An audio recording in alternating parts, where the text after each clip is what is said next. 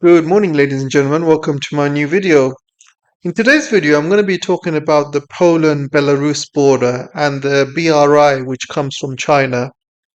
And recently, Poland had blocked that route. And I want to talk about what alternatives China has and what's the future for Europe and China relations and also the BRI. So before I start, don't forget to watch the video to the end. It really helps with the algorithm. And also comment, like, share, you know what to do, guys. Anyway, back to the video. So the latest news is Poland has reopened the border between Poland and Belarus, which means the goods can come from China into Europe again. When Poland blocked this route, a lot of European car plants um, could not basically carry on with their work because they needed these parts that come all the way from China into these EV plants and also other factories that need Chinese parts. So a lot of these factories all across Europe had to shut down for a few days. And because of all the pressure, Poland was forced to reopen this trade route again. And this has been a very major wake up call for not only Europe, but also for China as well. China needs to find other ways to deliver into Europe. The reason Poland had stopped this border because I think there was some sort of skirmish in the border between Ukraine and Poland, and they were blaming the Russians. But it seems that it was actually one of their own missiles that hit some house in Poland. And because of that issue, they closed the border between Belarus and Poland and to stop all the goods that was coming from China. This route was part of the Belt and Road, which goes from China to Russia, to Belarus, and into Poland and the rest of Europe. However, I think with this war that's been fought in Ukraine, that route is a bit of an issue. There is a shipping route, but the shipping route takes around three times as long. With the trains, it only takes a couple of weeks, sometimes less than a week, depending. But with the ships, it takes about 3 or 4 weeks, sometimes more, depending on the traffic. There are other routes that China is actually building. So you can see this route itself. So this route you can see goes from Urumqi, it goes through Turkmenistan, Uzbekistan, it goes into Iran, into Tehran, and then from Tehran it goes into Turkey. Then from there it goes into Bulgaria, Sofia. Then it goes to Belgrade in Serbia, and it goes to Hungary in Budapest, and then it goes to other countries like Vienna, Austria.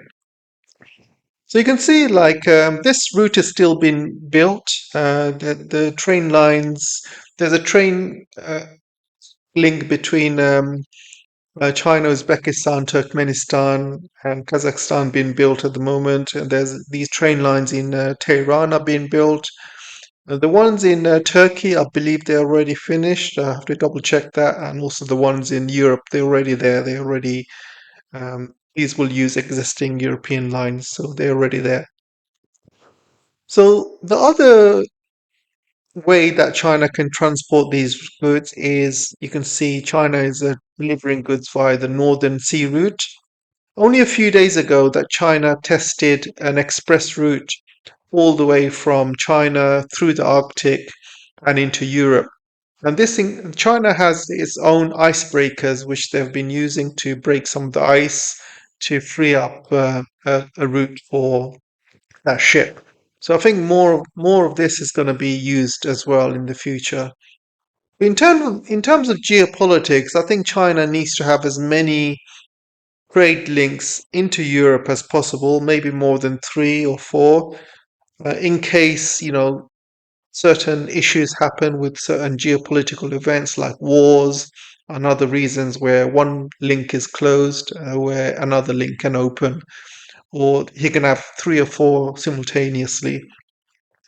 So I think that's probably the best way forward, really, because at the end of the day, it's not just for China. This is for the rest of the world and Europe especially, because you know they are not the manufacturing superpower anymore. China is now. So if Europe doesn't get these cheap goods from China, their factories stop. Like with when Poland stopped its links, European factories all across Europe, like German factories, Spain factories, French factories, had to close down because they couldn't get the parts from China.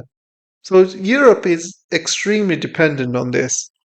And it's in Europe's interest that there's more than one trade link going in and out of China. And also, it's in China's interest as well because China can, sell to the world and make money.